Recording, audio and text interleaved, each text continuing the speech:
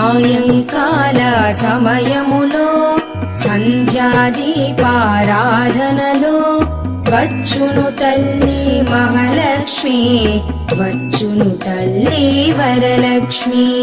కాళ్లకు గజ్జెలు కట్టింది, మెడలో హారము వేసింది, పిలచిన వెంటనే పలికింది, అడిగినదంతా ఇచ్చింది. సాయంకాల సమయములో సంధ్యాదీపారాధనలో వచ్చును తల్లి మహాలక్ష్మి, వచ్చును తల్లి వరలక్ష్మి.